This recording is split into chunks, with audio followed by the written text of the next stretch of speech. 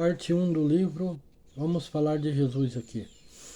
Estamos aqui na chácara, tá chovendo, aqui eu estou até com a blusa, tá fazendo frio. Vamos lá.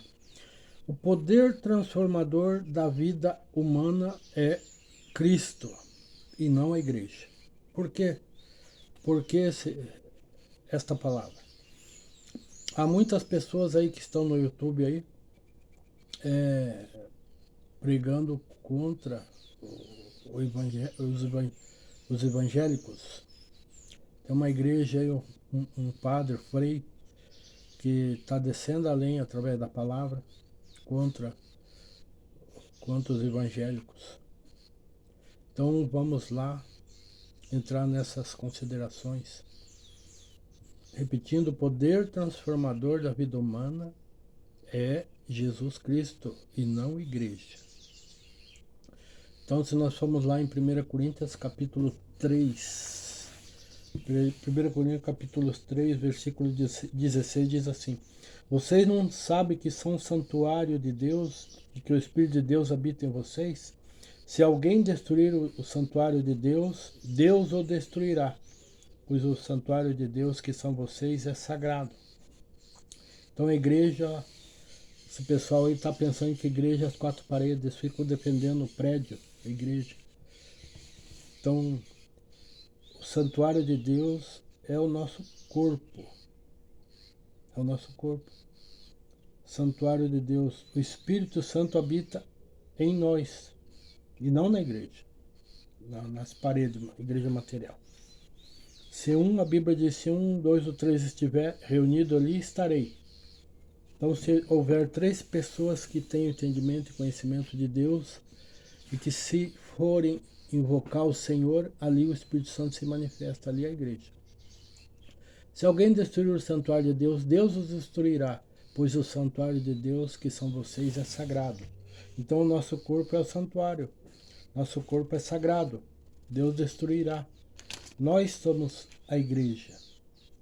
Vamos lá, em 1 Coríntios 6,19, quase a mesma coisa, diz assim: Acaso não sabe que o corpo de vocês é santuário do Espírito Santo, que habita em vocês, que lhes foi dado por Deus e que vocês não são de si mesmos? Vocês foram comprados por alto preço, portanto glorifique a Deus com o seu próprio corpo. Então, Jesus Cristo ganhou o homem através do sangue dele, ele derramou sangue, né? O Senhor Jesus Cristo. Ele nos comprou com o seu sangue. Nós somos santuários. Então a igreja, não é isso que eles estão pensando aí no YouTube, muitos freiras, padres, defendendo que a igreja deles, a igreja católica, a ICAR, sem a igreja nós não vamos para o céu. Mentira. É bíblico, então, por isso que eu estou fazendo essas considerações aqui. Vamos falar coisas que eles não estão falando, a verdade. Vamos lá. Em Atos capítulo 4, versículo 12, Atos dos Apóstolos, diz assim: Não há salvação em nenhum outro nome, em nenhum outro, pois debaixo do céu não há nenhum outro nome dado aos homens pelo qual devemos ser salvos. Então, esse homem pelo qual devemos ser salvos é o Senhor Jesus Cristo. Atos capítulo 4, versículo 12. Eles não citam, não há salvação em nenhum outro, pois debaixo do céu não há nenhum outro nome, só Jesus. Jesus, o Senhor Jesus Cristo. A igreja é uma instituição para dar testemunho de Cristo. Mas o que eu falei? A igreja somos nós. Então a igreja é para dar, se é uma igreja material, um edifício, o pessoal que está ali, eles vão ali invocar Deus, nosso Senhor Jesus Cristo.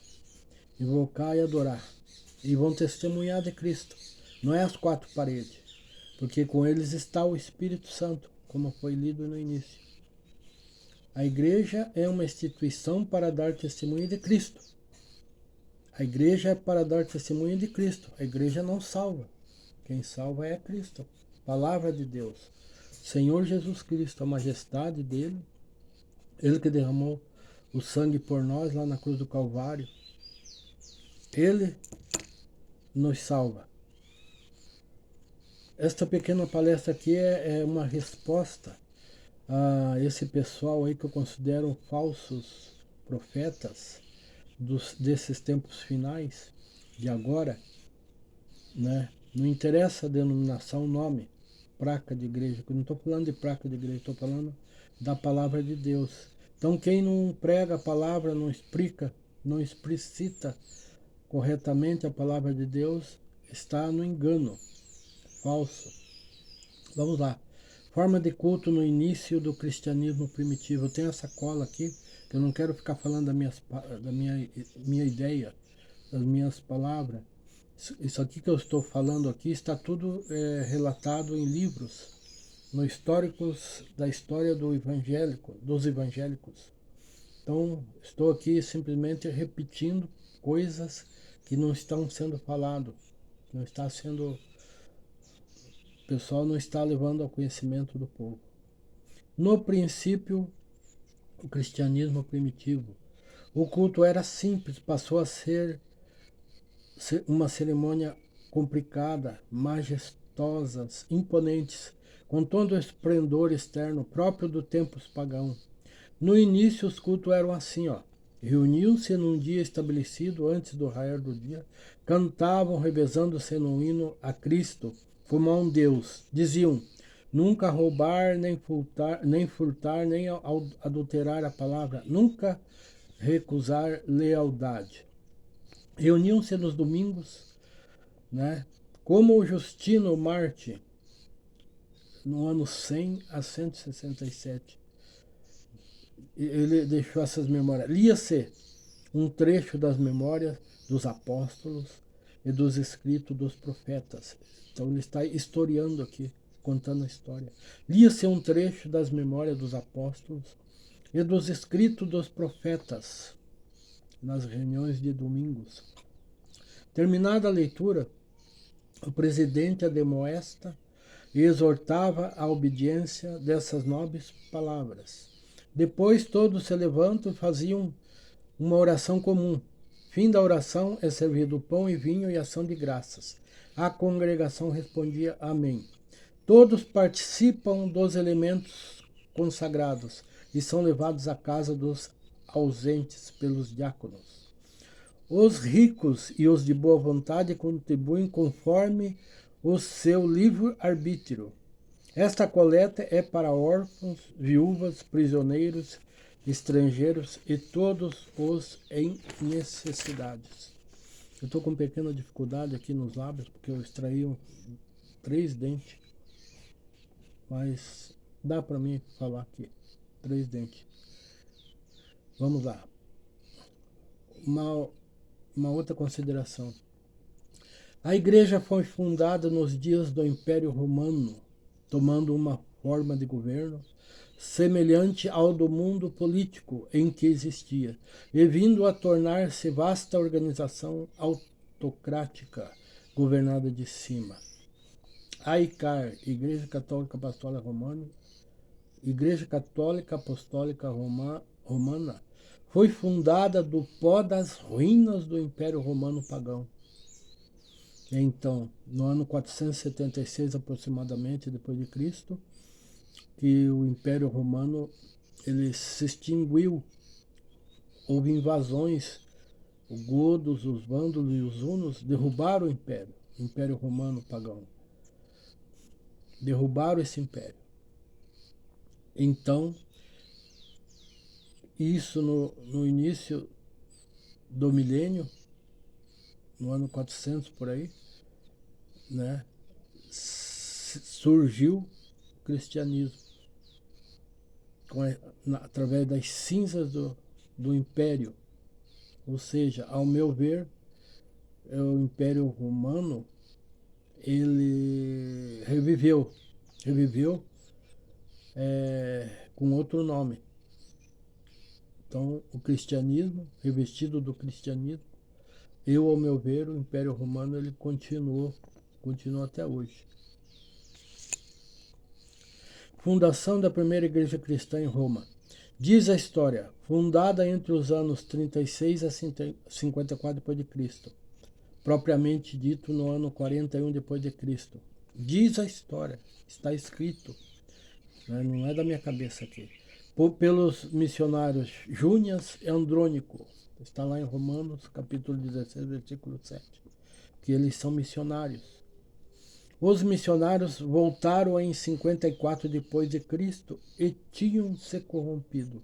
Ou seja, a igreja que eles fundaram, aquele cristianismo primitivo, puro, né, que eles fundaram ali aproximadamente no ano 41 depois de Cristo, naquela época ali, que Jesus havia poucos anos, havia sido crucificado. Então a igreja nasceu ali provavelmente conforme relatos históricos, né? E eles no ano 54 já haviam se corrompido. Então, o Policarpo, que foi bispo da igreja de Esmirna, se não me falha a memória, então o ano dele, do ano 69 a 156, deve ter nascido em 69, né? Ele viu a igreja envolvida em cerimônias pagãs, corromperam a verdade do evangelho. Ele viu. Ele viu que eles prostravam-se a imagens com nomes de apóstolos e santos, acendiam velas e queimavam incenso sobre o altar, celebravam a Páscoa em honra ao falso deus Sol romano. Então, até estou evitando de falar muito aqui, só estou citando algumas coisas aqui para realçar essa questão. Partir aqui. Então, se nós formos lá no livro de Oséias, capítulo 4, versículo 17, diz assim: Efraim aliou-se a ídolos, deixem-no. Então, lá em Ezequiel, capítulo 7, versículo 20, diz: Eles tinham orgulho de suas lindas joias e as usavam para fazer os seus ídolos repugnantes e as suas imagens detestáveis. Por isso tornarei essas coisas em algo impuro para eles. Bom, vamos continuar lá na parte 2. Vai ser continuação na parte 2.